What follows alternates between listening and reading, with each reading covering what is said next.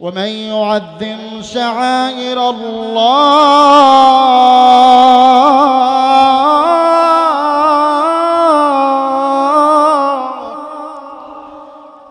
ومن يعظم شعائر الله فإنها من تقوى القلوب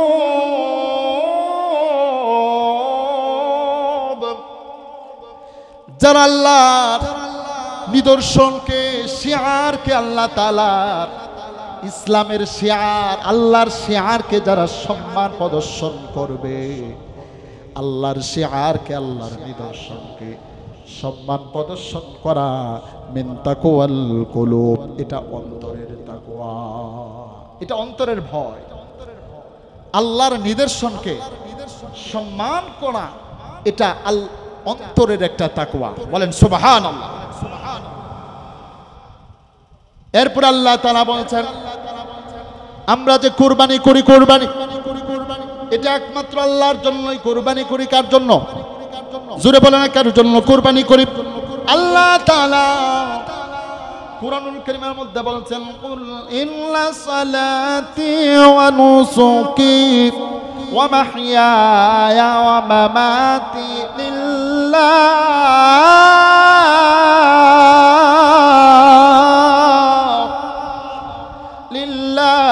রাব্বিল আলামিন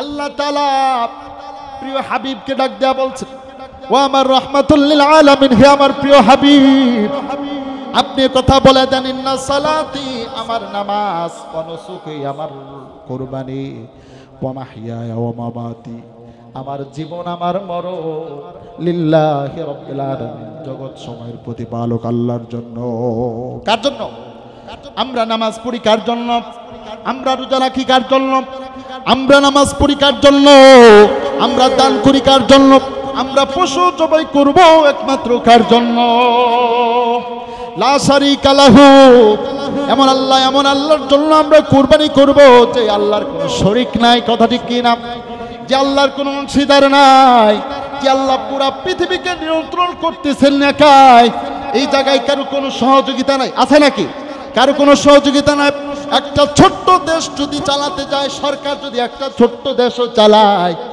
এই ছোট্ট দেশ চালানোর জন্য কত মানুষের সাহায্যের প্রয়োজন হয় শুধু নিজের দেশের নয় পৃথিবীর অন্যান্য দেশের সাহায্যও প্রয়োজন হয় কি হয় না আপনি বাংলাদেশ চালাবেন বাংলাদেশ চালাতে গেলে দেখবেন কত দেশের সাহায্য প্রয়োজন হয় কূটনৈতিক অবস্থা যেই সমস্ত দেশের সাথে ভালো হবে দেশের অর্থনৈতিক অবস্থাও চাঙ্গা হবে কিন্তু আমার আল্লাহ এরকম ছোট্ট বাংলাদেশ না পুরা পৃথিবী নিয়ন্ত্রণ করতেছেন স্থল নিয়ন্ত্রণ করতেছেন আল্লাহ তাআলা জলভাগ নিয়ন্ত্রণ করতেছেন কারো কোনো সাহায্য লাগে না একমাত্র আল্লাহ তাআলা বিনা সহযোগিতায় পুরা পৃথিবীর সমস্ত নিজামকে আল্লাহ তাআলা নিয়ন্ত্রণ করতেছে আরে আমরা দেখতে পাই মিডিয়ার মাধ্যমে দেখতে পাই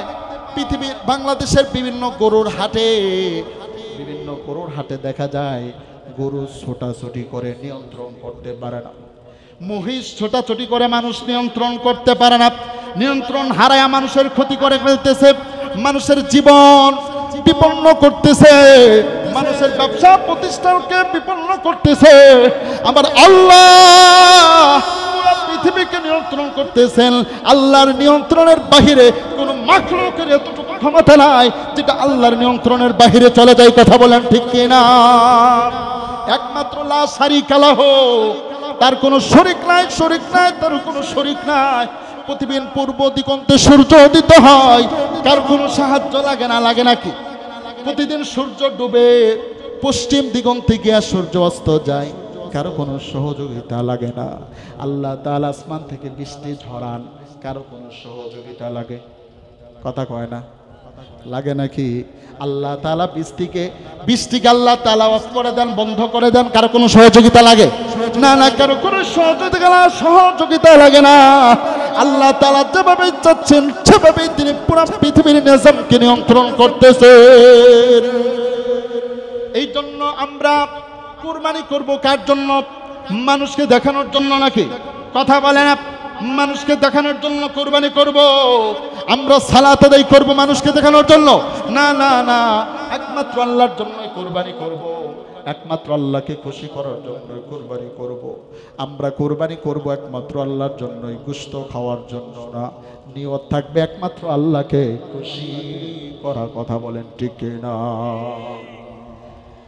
হাদিসের মধ্যে আসছে, আবু দাউদ শরীফের হাদিস, এই হাদিসের মধ্যে আসছে জাবের রাদিয়াল্লাহু তাআলা আনহু থেকে বর্ণিত, আল্লাহর নবী আকীদে, আল্লাহর নবী একটা ঈদে দুইটা ভেড়া দুম্বা কুরবানি করলেন। কুরবানি করেন, কুরবানি করার আগে আল্লাহর নবী কিবলামুখী হয়ে দাঁড়ায় বললেন, ইন্নী ওয়াজ্জাহতু ওয়াজহিয়া লিল্লাযী ফাতারাস সামাওয়াতি ওয়াল আরদা হানিফা, ফাতারাস সামাওয়াতি ওয়াল আরদা আলা মিল্লাতি ইব্রাহিম হানিফা। আল্লাহর নবী বলতেছেন, আমি আমার চেহারাকে আল্লাহর মুখী করে আল্লাহমুখী করতেছি, যে আল্লাহ পুরা পৃথিবী আসমান জমিন সবকিছু সৃষ্টি করেছেন সেই আল্লাহর জন্য। ইন্নী ওয়াজ্জাহতু ওয়াজহিয়া লিল্লাযী ফাতারাস সামাওয়াতি ওয়াল আরদ, পুরা পৃথিবী আসমান জমিন যিনি সৃষ্টি করেছেন তার অভিমুখী হয়ে আলা মিল্লাতি ইব্রাহিম হানিফা, ইব্রাহিমের মিল্লাতের উপর, ইব্রাহিম জাতির পিতার মিল্লাতের উপর আমি কুরবানি করছি। লা শারীকা লাহু, আল্লাহু আকবার। আলা মিল্লাতি ইব্রাহিম হানিফা ওয়া মা কানা মিনাল মুশরিকিন, তিনি কোনো শরীককারী ছিলেন না, ইব্রাহিম কোনো শিরককারী ছিলেন না, একমাত্র আল্লাহর ইবাদত করতেন। ইন্না সালাতি ওয়া নুসুকি, আল্লাহর নবী আরো বলতেছেন কুরবানির আগ মুহূর্তে আমার নামাজ, আমার রোজা, আমার জীবন, আমার কুরবানি, আমার হায়াত সবকিছু কার জন্য? আল্লাহর জন্য। আল্লাহুম্মা মিনকা ওয়ালাক, আল্লাহর নবী দোয়া করতেছেন কুরবানির আগে, আল্লাহুম্মা মিনকা ওয়ালাক, হে আল্লাহ তাআলা এটা আপনারই দেওয়া সক্ষমতা থেকে যে পশু জবাই করতেছি একমাত্র আপনার জন্যই। আল্লাহু আকবার। ওয়া মিন্নি ওয়া মিন মুহাম্মাদিন ওয়া মিন উম্মতিহি, এই কুরবানিটা আরো আমার পক্ষ থেকে এবং সমস্ত উম্মতের পক্ষ থেকে। সুবহানাল্লাহ। তাহলে কুরবানি করতে হবে পক্ষ থেকে নাকি নামে? মানুষের নামে কুরবানি হয় না, কুরবানি করতে হবে কার নামে? জোরে কোন, কার নামে কুরবানি করতে হবে? আল্লাহ তাআলা বলছেন, ওয়ালা তাকুলু মিম্মা লাম ইযকার ইসমুল্লাহ,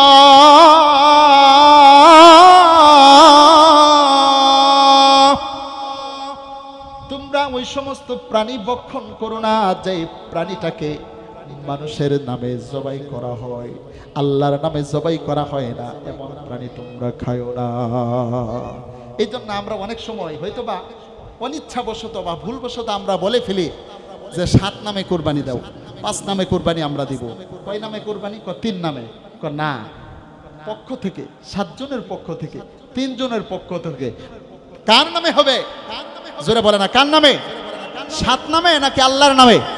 জোরে বলে না, 7 নামে নাকি আল্লাহর নামে? আল্লাহর নামে কুরবানি দিতে হবে। যদি মানুষের নামে, কোন মূর্তি দেবদেবীর নামে যদি কেউ, বাবার নামে, ভণ্ড বাবা, ওই ভণ্ড বাবার নামে যদি কুরবানি দেয়, কুরবানি হবে নাকি? কথা বলে না। এই জন্য নাম থাকতে নামে নয় পক্ষ থেকে দিতে হবে। নাম হবে কার? জোরে বলে না, নাম হবে কার? আল্লাহ। এই জন্য কুরবানি করতে হবে একমাত্র আল্লাহর নামে। আল্লাহর নামে কুরবানি করতে হবে। তাকওয়া, আল্লাহর নামে যদি কুরবানি হয়, যদি আল্লাহর ভয় থাকে, আল্লাহর নামে কুরবানি হয়, তাহলে সেই কুরবানি আল্লাহ কবুল করবেন। কথা ঠিক কি না? ওই যে আমাদের আদি পিতা ইব্রাহিম আলাইহিস সালাম, তিনি তখন তার সন্তানরা যখন কুরবানি দিল, হাবিল আর কাবিল, যেখান থেকে কুরবানির সূচনা। হাবিল আর কাবিল কুরবানি দেয়। তো এক ভাই শস্য কুরবানি দিল, আরেক ভাই, তৎকালীন সময়ে সব ধরনের জিনিস দিয়া কুরবানি দেওয়া যাইতো। এক ভাই শস্য দিয়া কুরবানি, আর হাবিল দিল দুম্বা দিয়া কুরবানি। আল্লাহ তাআলা হাবিলের কুরবানিটাকে কবুল করলেন।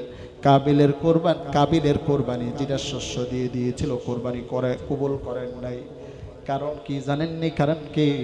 আল্লাহ তাআলা বলছেন সূরার মধ্যে বলছেন, ইন্নামা ইয়াতাকাব্বালুল্লাহ। এতগুলো মানুষ, আওয়াজ তো জোরে হয় না। ইন্নামা ইয়াতাকাব্বালুল্লাহু মিনাল মুত্তাকিন।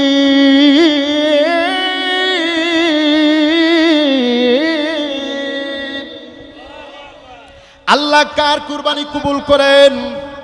যার ভিতরে তাকওয়া আছে, তাকওয়া মুত্তাকি যে, তারই কুরবানি আল্লাহ কবুল করেন। সুবহানাল্লাহ। এই জন্য আল্লাহর ভয় থাকা লাগবে। একটু চিন্তা করে দেখুন, ওই যে আদম আলাইহিস সালামের যুগ, কার কুরবানি কবুল হচ্ছে আর কার কুরবানি কবুল হচ্ছে না দেখা যাইতো। এটা যদি বর্তমানে ওই নিয়মটা চালু থাকতো, ওই নিয়মটা যদি চালু থাকতো যে যার কুরবানি কবুল হয়েছে সেটাকে আগুন আইসা খেয়ে ফেলবে, আর যার কুরবানি কবুল হয় নাই কার কুরবানি আগুন আইসা খাবে না। ওই প্রথা যদি এখনো চালু থাকতো তাহলে দেখতে পারতেন বাংলাদেশের পথে ঘাটে মাঠে কি পরিমাণ কুরবানির পশু পড়ে থাকতো, যে পশুকে আগুন আইসা গ্রাস করতো না। কথা বলেন ঠিক কিনা? কারণ আজকে আমরা কুরবানি দেই মানুষকে দেখানোর জন্য, আমরা কুরবানি দেই গোশত খাওয়ার জন্য, আমরা কুরবানি দেই মানুষ কি বলবেন, আমি কোটি কোটি টাকার মালিক, আমি যদি কুরবানি না দেই মানুষ খারাপ বলবে। এই জন্য আমরা কুরবানি দেই গোশত খাওয়ার জন্য। গোশত খাই বছরে একটা সময় আমরা গোশত খাবো, এই জন্য আমরা কুরবানি দেই। না না না, এই উদ্দেশ্যে যদি আমার আপনার কুরবানি হয়, সেই কুরবানি আল্লাহ কবুল করবে না। কুরবানি করা লাগবে একমাত্র কার জন্য? আল্লাহর ভয় নিয়া, তাকওয়া নিয়া কুরবানি করতে হবে। এই জন্য আল্লাহ তাআলা সূরা হজের মধ্যে বলছেন, লা ইয়ানালাল্লাহু লুহুমুহা ওয়ালা দিমাউহা ওয়ালাকিন ইয়ানালুহু তাকওয়া মিনকুম।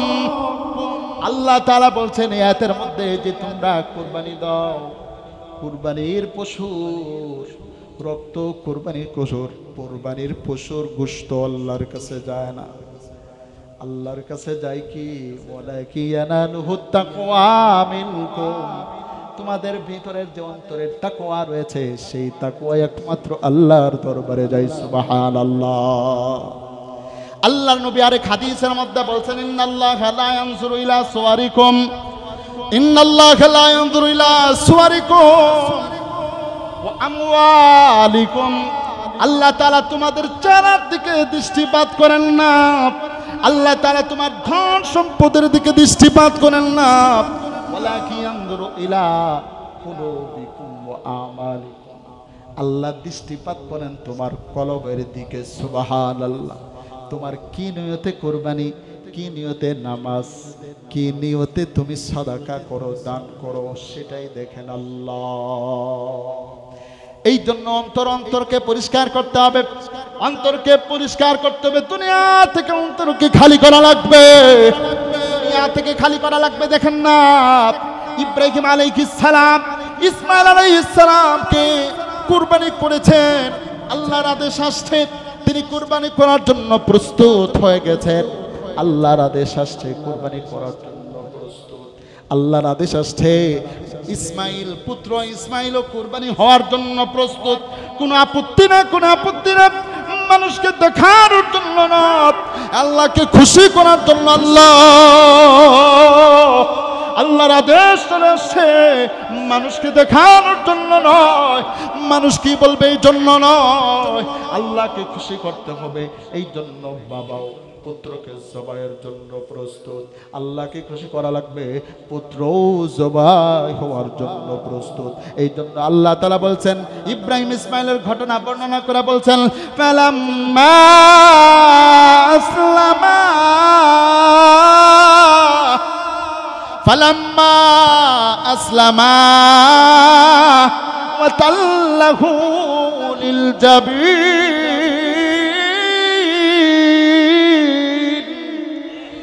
আল্লাহু আকবার। ফালাম্মা আসলামা, এবং পিতা দুজনেই তার আত্মসমর্পণ করেছে, কোনো প্রকার আপত্তি করে নাই। দুজনে আল্লাহর আদেশের সামনে সারেন্ডার করেছে, কোনো প্রকার আপত্তি করে নাই। আল্লাহর যা আদেশ সেটা পালন করার জন্য প্রস্তুত। আল্লাহর আদেশ চলে আসছে, কুরবানি করার জন্য প্রস্তুত। আল্লাহর আদেশ চলে আসছে, কুরবানি হওয়ার জন্য প্রস্তুত, কোনো প্রকার আপত্তি নাই। ফালাম্মা আসলামা, তারা দুজনে আত্মসমর্পণ করলো, তারা দুজনে আল্লাহর আদেশকে তারা মান্য করলো। আল্লাহু আকবার। এই জন্য আমরা কুরবানি দিব একমাত্র কাকে খুশি করার জন্য, নাকি মানুষকে দেখানোর জন্য? না না, মানুষকে দেখানোর জন্য নয়, আল্লাহকে খুশি করার জন্য আমরা কুরবানি দিব। আমরা কোন কুরবানি দিব? সুন্নাহ ইব্রাহিমের সুন্নতকে জিন্দা করার জন্য। কথা বলেন ঠিক না বেঠিক? ইব্রাহিমের সুন্নত, তিনি তার পুত্রকে জবাই করার মাধ্যমে যে সুন্নত তিনি জারি করেছেন, কিয়ামত পর্যন্ত আলেওয়ালা সমস্ত উম্মতে মুহাম্মাদের জন্য কুরবানি করা আবশ্যক। কথা বলেন ঠিক না বেঠিক? এটাতে সুন্নত, ইব্রাহিমের সুন্নত হাদিসের মধ্যে আসছে। যায়েদ ইবনে আরকাম থেকে বর্ণিত, সাহাবায়ে কেরাম আল্লাহর রাসূলকে জিজ্ঞেস করলেন, ইয়া রাসূলুল্লাহ মা হাযিহিল আযাহি, কুরবানি কি জিনিস? তখন আল্লাহর নবী উত্তর দিলেন, সুন্নাতু আবিকুম ইব্রাহিম আলাইহিস সালাম। এই কুরবানি হলো সাইয়েদনা ইব্রাহিম জাতির পিতা ইব্রাহিমের সুন্নাহ, ইব্রাহিমের সুন্নত। কিন্তু আমাদের শরীয়তে সেটা ওয়াজিব, আমাদের শরীয়তে কি ওয়াজিব। এই জন্য কুরবানি করা প্রত্যেক বালেক পুরুষ নারী যারা নেশাবের মালিক সবার জন্য কুরবানি করা আবশ্যক। কথা বলেন ঠিক না ঠিক? আমরা কুরবানি দিব আল্লাহর শুকরিয়া আদায় করার জন্য। কার শুকরিয়া? কার শুকরিয়া আদায় করার জন্য? আল্লাহ তাআলা বলেন, ওয়াল বুদনা জাআলনাহা লাকুম মিন শাআইরিল্লাহ।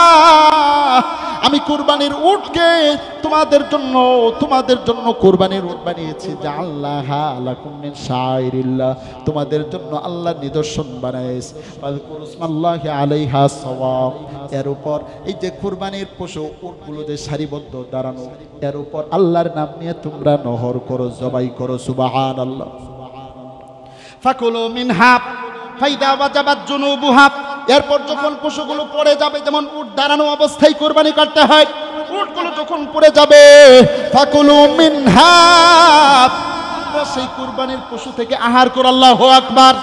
ওয়াতিমুল কানিয়া ওয়াল মুহতার।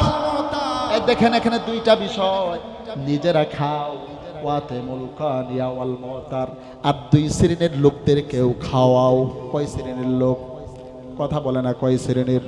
এক নম্বর হলো আত'ইমুল কানিয়া, যারা তোমাদের কাছে চায় না কিন্তু সে পাওয়ার উপযুক্ত। সমাজের কিছু মানুষ আছে না, মানুষের কাছে চায় না যে গোশত দাও, আছে কি নাই? সমাজের কিছু লোক তোমার কাছে চাবে না, কিন্তু তোমার কুরবানির পশুর হকদার, সে গোশতের হকদার, তোমরা তাদেরকে খাওয়াও। ওয়াল মুহতার, আর যারা তোমাদের কাছে চায় তাদেরকেও খাওয়াও। সুবহানাল্লাহ। এই জন্য দুই শ্রেণীর লোকদেরকে খাওয়াবো, যারা চায় না কিন্তু হকদার, আর যারা চায় তাদেরকেও খাওয়াবো। কথা বলেন ঠিক কি না? এই জন্য নিজেরাও খাই। দেখেন, এই জন্য সাহাবীরা আমল করতেন, নিজেরাও খাইতেন, আত্মীয়দেরকে দিতেন, আবার গরিব দুঃখীদেরকেও দিতেন। আমরাও কিন্তু সেভাবেই বন্টন করে থাকি। কথা বলেন ঠিক কি না? এই যে সামাজিক গোশত, সমাজে আপনারা গোশত দেন গরিব দুঃখীদের জন্য। কথা বলেন ঠিক কি না? গরিব দুঃখীদের জন্য দিবেন। এই জন্য গরিব দুঃখীদেরকে তো তাদের হক আছে বলেই তো আপনারা সমাজে গোশত দেন। কথা বলেন ঠিক কি না? তো সমাজের গোশতটাও কিন্তু দানের নিয়তে দেওয়া হয়। তবে এই জায়গার মধ্যে আমরা একটা ভুল করে বসি, খেয়াল করি, ভুল করে বসি। ভুলটা কি? দেখা যায় আমরা যারা কুরবানি দিতেছি, দান করতেছি, আবার সেই গোশতটা কিন্তু আমরা আবার পুনরায় নিচ্ছি। কথা বলেন ঠিক কি না? দান করে আবার ফেরত নেওয়া, এটা কিন্তু ইসলামে নিষেধ। হাদিসের মধ্যে আসছে, তিরমিজি শরীফের হাদিস, নাসাই শরীফের হাদিস, আল আইদু ফি হিবাতিহি কাল কালবি ইয়াউদু ফি গাইহি। দান করে যারা ফেরত নেয় তার দৃষ্টান্ত হাদিসের মধ্যে দেওয়া হয়েছে ওই কুকুরের মতো, যেই কুকুর পেট ভরে খায় আবার সে বমি করে, বমিটা আবার পুনরায় সে খায়। নাউজুবিল্লাহ মিন যালিক। এই জন্য আমরা যারা দান করব, দানটাকে ফেরত নিব না, এটা গরিব দুঃখীদের জন্য দিয়ে দেব ইনশাআল্লাহ। নিয়ত করে দেবেন ইনশাআল্লাহ। আল্লাহ তাআলা তৌফিক দান করুন সকলে বলে আমিন। আবার দেখেন অনেকেই কুরবানির গোশতের জন্য দিন মানে মজুরি রাখে কুরবানির গোশত কেটে দেওয়ার জন্য। আপনি মজুর যারা শ্রমিক আপনার কুরবানির পশুর কাজ করবে, তাদেরকে আপনি মজুর হিসাবে কুরবানির গোশত দিতে পারবেন নাকি? কুরবানির গোশত দেওয়া যাবে না। অর্থ দিবেন পর্যাপ্ত অর্থ দেওয়ার পর আপনি যদি হাদিয়া হিসাবে কিছু দেন এটা ভিন্ন কথা, কিন্তু মজুরি হিসাবে কাউকে আপনি কুরবানির গোশত দিতে পারবেন না, তাহলে কিন্তু আপনার কুরবানি ত্রুটিপূর্ণ হয়ে যাবে। আপনি কি চান আপনার কুরবানি ত্রুটিপূর্ণ হোক? যদি নাই চান তাহলে মজুরি হিসাবে দেওয়া যাবে? কথা বলে না, দেওয়া যাবে? মজুরি হিসাবে দেওয়া যাবে না। আপনার ভুঁড়ি একজন পরিষ্কার করে দিল, তাকেও কিন্তু মজুরি হিসাবে দেওয়া যাবে না। আপনি টাকা দেন, টাকা দেওয়ার পরে আপনি তাকে হাদিয়া স্বরূপ যদি কিছু দেন সেটা ভিন্ন বিষয়, মজুরি হিসাবে কিন্তু দেওয়া যাবে। এই কুরবানির কত ফজিলত হাদিসের মধ্যে আসছে, মা আমিলা ইবনু আদম মিন আমালিন ইয়াওমান নাহরি আহাব্বা ইলাইহি মিন ইলাল্লাহি মিন ইহরাকিদ দাম। এই কুরবানির দিনে ফরজ ইবাদতের পরে আল্লাহর কাছে সবচেয়ে বুনিয়াদের যত আমল আছে, আল্লাহর কাছে সবচেয়ে পছন্দনীয় আমল হলো কুরবানি করা। সুবহানাল্লাহ, আল্লাহু আকবার। এই কুরবানির পশু ওয়া ইন্নাহা লাতাতি বিকুরুনিহা ওয়া সারিহা ওয়া আজলাফিহা। এই কুরবানির পশু কুরবানির দিন চুল, রক্ত, শিং, খুর সহ আল্লাহর দরবারে হাজির হয়ে যাবে। সুবহানাল্লাহ। আপনাদের ব্যাপারে সাক্ষী দিবে, কুরবানির পশু আপনাদের ব্যাপারে সাক্ষী দিবে যে এই লোক আমার কুরবানি করেছিল। কুরবানির পশু আপনাদের ব্যাপারে সাক্ষী দিবে। আবার হাদিসের মধ্যে আসছে ওয়া ইন্নাদ দামা লা ইয়াকাউ মিনাল্লাহি বিমাকানিন ক্বাবলা ইয়াকামিরাল আরদি। এই কুরবানির পশুর রক্ত জমিনে পড়ার আগেই ওই রক্ত আল্লাহ তাআলা কবুল করে নেন। সুবহানাল্লাহ। এই জন্য কুরবানি করব, কুরবানির পশমের বিনিময়ে সওয়াব, কুরবানির প্রত্যেকটা ফোঁটা রক্তের ফোঁটার বিনিময়ে আল্লাহ তাআলা সওয়াব দিবেন। সুবহানাল্লাহ। কুরবানির প্রত্যেকটা পশমের বিনিময়ে সওয়াব। যারা কুরবানি করবে আল্লাহ তাআলা কুরবানি করার সাথে সাথে তার জীবনের সমস্ত গুনাহ খাতাও মাফ করে দিবেন। সুবহানাল্লাহ। এই জন্য কুরবানির অনেক ফজিলত। কুরবানি আমরা দিব একমাত্র আল্লাহকে খুশি করার জন্য। তবে আমরা যখন কুরবানি করব, যেই পশুটাকে আমরা কুরবানি করব, এই পশুর প্রতি আমাদের ইহসান করতে হবে, দয়া করতে হবে। হাদিসের মধ্যে আছে ইন্নাল্লাহা কাতাবা আলাল ইহসান, ইন্নাল্লাহা কাতাবাল ইহসান আলা কুল্লি শাই। আল্লাহ তাআলা উম্মতের উপর দয়া করা, ইহসান করাকে আবশ্যক করে দিয়েছেন। ফাইদা কাতালতুম ফাহসিনুল কিতলাতা। তোমরা যখন কাউকে হত্যা করবে তাকে সুন্দর রূপে কষ্ট না দিয়ে হত্যা করো। ফাইদা যাবাহতুম ফাহসিনুজ যাবহা। তোমরা যখন পশু জবাই করবা তখন তোমরা কুরবানির পশুটাকেও সুন্দর রূপে জবাই করো। কিভাবে সুন্দর রূপে জবাই করবা? ওয়ালিয়ুহিদ্দা আহাদুকুম শাফরাতাহু ফালইরুহ যাবিহাতাহু। তোমরা যেই ছুরি দিয়ে কুরবানির পশু জবাই করবা সেই পশুটাকে ভালো করে ধার দিয়ে নাও। সুবহানাল্লাহ। ভালো করে মজবুত করে ধরে নাও। আমরা অনেক সময় দেখা যায় কুরবানির পশু জবাই করতে গেলে ভালো শক্তিশালী লোক ধরে না, বিদায় পশু দৌড় মারে, উঠে পড়ে, এতে করে কিন্তু কুরবানির পশুর কষ্ট হয়। এই জন্য ভালো করে মজবুত করে ধরতে হবে এবং ধারালো ছুরি দিয়া পশুকে জবাই করা লাগবে। পশুর প্রতি ইহসান করা লাগবে। পশুর প্রতি ইহসান যদি আমরা করতে পারি, এই ফল করে দেওয়া হয়েছে আল্লাহর জন্য, তাকে কেন আমরা কষ্ট দিয়ে কেন আমরা জবাই করব? আমরা অনেক সময় দেখা যায় পরিস্থিতির কারণে অনেক সময় এক পশুকে আরেক পশুর সামনে জবাই করা হয়। এটাও অনুচিত। যদি সম্ভব হয় আড়াল থেকে তাদেরকে জবাই করা, যেন এক পশুকে জবাই করার মাধ্যমে আরেকটা পশু যেন কষ্ট না পায়, আরেকটা পশুর মনে যেন কষ্ট না আসে। এই জন্য দূর থেকে বা একটু আড়াল অবস্থায় ওই সমস্ত প্রাণীদেরকে জবাই করা। এই জন্য আমরা জবাই করব, পশুর প্রতি সদাচরণ করব, পশুর প্রতি ইহসান করব, পশুর প্রতি জুলুম করব না। পশুর প্রতি জুলুম করা যাবে নাকি? পশুর প্রতি জুলুম করব না। আমরা যত সুন্দরভাবে পশুটা জবাই হয় সেভাবেই করার চেষ্টা করব ইনশাআল্লাহ। তাহলে যে কথাগুলো বললাম পশুকে আমরা জবাইয়ের গোশত আমরা 3 ভাগে বন্টন করব। এরপরে চামড়াটাও কিন্তু গরিব এতিমদের মিসকিনদের এটা হক, আমরা তাদেরকে দিয়ে দিব। আশেপাশে এতিমখানা রয়েছে বা আত্মীয় স্বজনদের মধ্যে অনেকেই এতিম মানুষরা রয়েছে যারা হকদার, তাদেরকে আমরা চামড়ার মূল্য হলো কিছু দিয়ে হলো তাদেরকে আমরা সাহায্য করব। আজকে বর্তমানে মাদ্রাসা বিভিন্ন কওমি মাদ্রাসাগুলো এই যে চামড়া আপনাদের দান, এগুলোর মাধ্যমে এতিমখানার ছাত্রগুলো পড়াশোনা করে আপনারা সেই সমস্ত মাদ্রাসার মধ্যেও আপনাদের চামড়ার টাকা দিয়ে দিবেন ইনশাআল্লাহ। তাহলে এই আমলগুলো আমরা করব, যেন পশুর প্রতি আমাদের কোনো প্রকার জুলুম না হয়। এরপর কুরবানির গোশতকে আমরা সুন্দররূপে বন্টন করব, মেপে বন্টন করব। আজকে যারা শরীকি কুরবানি দেন তাদের পরস্পরের মধ্যে মেপে আমরা কুরবানির পশুটাকে গোশত বন্টন করে দেব। আন্দাজে অনুমান করে আমরা কি করব না, গোশত বন্টন করব।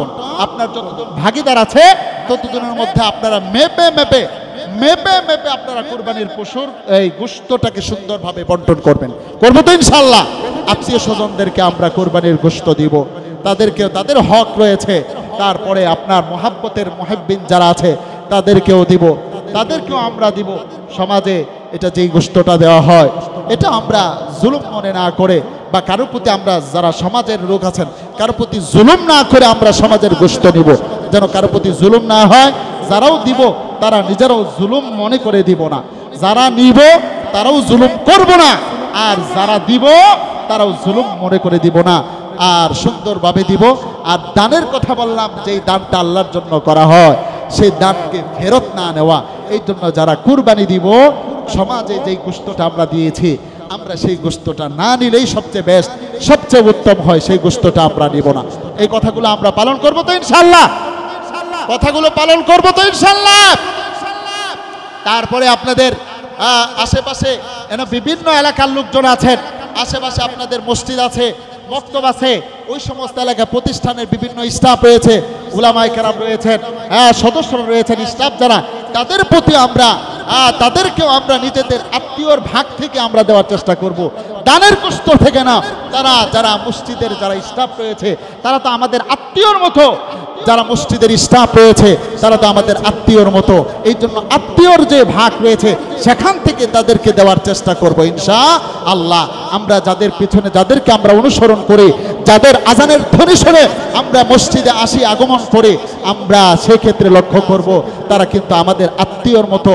এই জন্য আমাদের ভাগটা যেন আত্মীয়দের থেকেই, যারা মসজিদের স্টাফ উলামায়ে কেরাম রয়েছেন তারা যেন আমাদের আত্মীয় থেকেই ভাগটা পায়, ওই দানের ভাগটা যেন না পায়। কারণ তারা তো আমাদের সম্মানের পাত্র, তারা আমাদের আত্মীয়র মতো। বিষয়গুলো খেয়াল করব। আল্লাহ তাআলা যে কথাগুলো বলা হলো আমাদের সকলকে বোঝার মানার তৌফিক দান করুন, সকলে বলি আমিন। আর